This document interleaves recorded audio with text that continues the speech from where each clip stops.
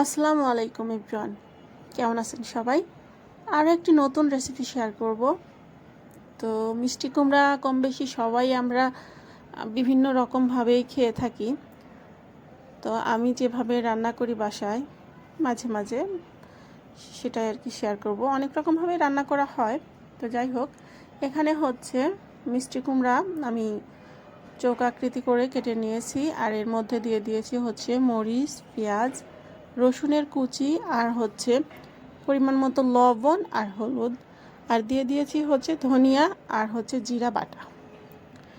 এখানে কিন্তু আমি একটুও তেল ব্যবহার করি নাই, দিয়ে আমি জাস্ট চুলায় সেদ্ধ বসিয়ে দিয়েছি। আর এইখানে একটা বড় সাইজের পেঁয়াজ, কিছু পরিমাণ রসুন, আস্ত 2-3টা কাঁচামরিচ, আমি এগুলাকে সুন্দর মতো বেটে নিয়েছি। তো এটা দিয়ে হচ্ছে আমি ডিমটাকে গুলিয়ে নিব। তো ওই যে বাটা আর হচ্ছে একটু হলুদের গুঁড়া আর লবণের গুঁড়া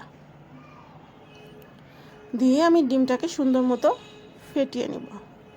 তো এই ডিম ভাজির ক্ষেত্রে যত পরিমাণে ফেটানো যায় তত পরিমাণে কিন্তু ডিম ভাজিটা ভালো হয়। তো একটা একটা করে আমি ডিম ভেজে নিব। তো এগুলো কিন্তু এমনিও গরম ভাত দিয়ে এরকম ডিম ভাজি খাওয়া যায়। আবার দেখা যায় যে এরকম মানে মিষ্টি কুমড়া ছাড়াও অন্য অন্য সবজি দিয়েও ডিমটা এরকম ভেজে নিয়ে রান্না করলে খুবই ভালো হয়। মরিচ পিস কেটে অনেকে ডিম ভাজে, ওই রকম ডিমটা রুটি পরোটা দিয়ে খেতে ভালো লাগে। কিন্তু তরকারির মধ্যে যদি ভাজা ডিম দেওয়া যায় তাহলে এরকম মরিচ পেঁয়াজ রসুন বেটে ডিমটা ভাজি করলে না সব থেকে বেশি বেটার হয়। একবার খেয়ে দেখবেন, মানে কি বলবো, সারা জীবন মনে থাকবে যে আসলে বাটা মশলা দিয়ে ডিম ভাজিটা ঠিক কতটা টেস্ট হয়। তারপরে ডিমগুলোকে আমি এরকম ছোট ছোট আকৃতি করে কেটে নিয়েছি।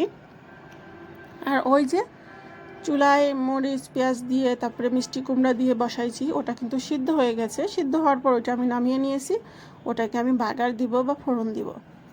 তো বাগার দেওয়ার জন্য এখানে পেঁয়াজ আর হচ্ছে রসুন কুচি দিয়ে দিয়েছি। তো পেঁয়াজ আর রসুন কুচি যখন বাদামি রং হয়ে আসছে ঠিক তখন হচ্ছে কিছু পরিমাণ জিরা দিয়ে দিচ্ছি।